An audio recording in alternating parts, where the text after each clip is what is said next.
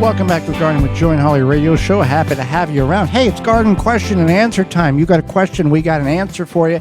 Send it on over to gardentalkradio@gmail.com.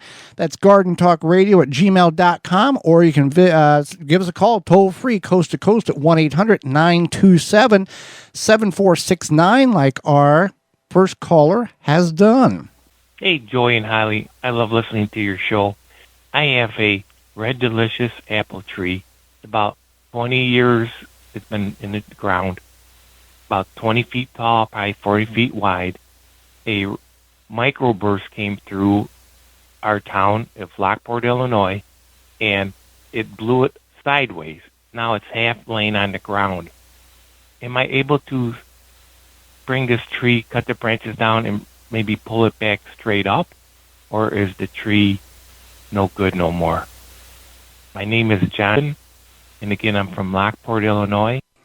Well, John, thank you so much for your call. You can do the same as John, toll free, coast to coast, 1-800-927-SHOW. And there's good news for this. Yeah, so you can, if you can pick the tree up, the part that's on the, on the ground. If you can pick the tree up, the part that's on the ground, and take cables, like I think of those bike lock cables. A ratchet strap. Ratchet straps. Yeah.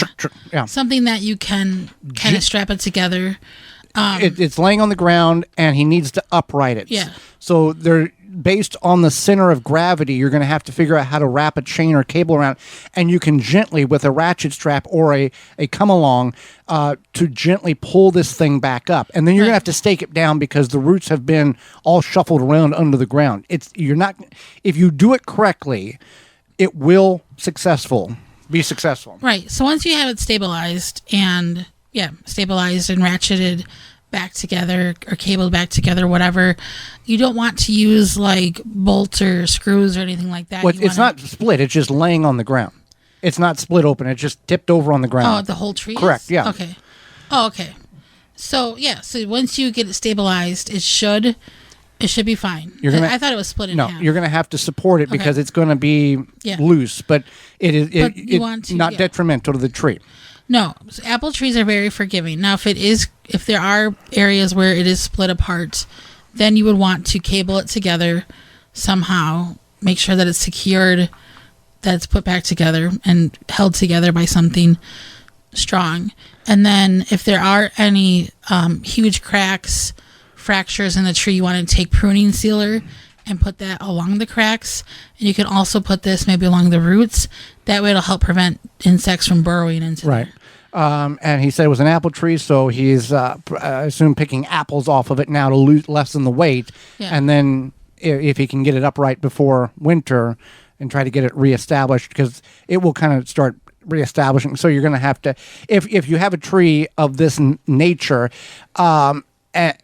most arborists will at least come in and give you a free estimate on what and how they would do it, so you can kind of pick their brain. There's videos online that will tell you exactly how to do this as well. So again, good news, the tree does not have to be destroyed. It will and can be saved. Now, I'm not trying to promote like a social media platform, but Reddit had a lot of information about apple trees and good information about apple tree problems like this apparently.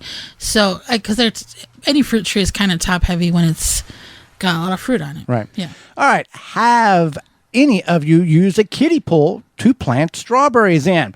I want to keep them confined.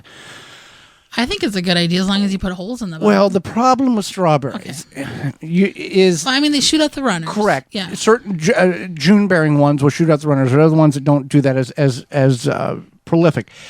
You're going to have to... A kiddie pool is about 8 inches tall. You're going to fill that with soil. You're going to have drainage holes. So you're going to bust holes in the bottom. And you're going to have to keep that thing happy and healthy and moist all year long to get a couple of weeks of strawberries. We had strawberries in the ground a number of years ago. They last for about 5 to 7 years. And we started out with probably a patch that was 8 foot wide. And at its max, it was 15 foot wide it didn't, and then the garden length was 12 foot. So they will expand if you allow them to. You can control these runners. You can go in and snip them off so they don't continue to expand like a Egyptian onion that will fall and replant and fall and replant. That's what is occurring with these runners. So, and the people that grow them in containers, again, you're trying to keep them alive for 46 weeks a year for a couple of weeks, 4 or 5 weeks of strawberries. I would go ahead and put them in the ground, if at all possible, in an area where you are not going to be visiting frequently. The ground is going to hold moisture even when it's dry. Yeah. That's one thing about being in a kiddie pool is that it is the matter of keeping. I know you're going to have probably irrigation, but still, right. It's a whole. I would just try it personally and see how it goes. I would be aware though that they could easily expand to that outside of that kiddie pool unless you are very diligent about making sure that once the runners shoot off that you keep them confined. But it could overtake. Okay, next question. I'm sure it has been asked, but I have to redo my raised beds since they were destroyed in a car accident. I always just use regular topsoil with sand, but is there a more affordable big box brand of bag soil that works well for asparagus and garlic? Thanks in advance. Yeah. First of all, raised beds, I understand the purpose of a raised bed is to have soil that is good, loose, and nutrient. If you're just using topsoil and sand, you might as well not have a raised bed. That's what I was just going to say, is that I don't think it's worth it because it's not very nutrient dense soil, nutrient dense growing medium, whatever you want to call Correct. it. And then it is more affordable. I understand that, but if you do the soil math, yeah, and you find your local independent garden center or yard, you can get around here where we're at. We haven't had soil delivered in a couple of years, but it was $60 for a delivery of soil, and it was like $35 a cubic yard, or $35 or $40 for a cubic yard of compost, and that's what we used. We used 100% compost. So by the time you fight to get the bags and all of this, your money ahead and time just to have it delivered. And what we always do when we have soil delivered is, okay, we calculate we need 3 yards of compost for a raised bed.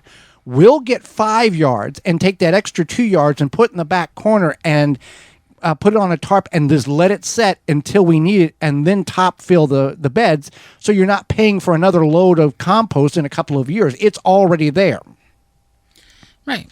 That makes the most sense to me. So that's what I would do for the garlic, asparagus, and whatever else you are growing. All right. The stem on my sunflower has broken. Should I cut it off completely or wait? I wanted to make sunflower seeds. Is it too late to save them for seed? Well, the stem is already broken, and the flower is not to the level of the seeds being dried. The seeds are not fully mature, which means you're not going to have sunflower seed germination for next year. But what you can do is you can roast that sunflower head, kind of like corn. Uh-huh.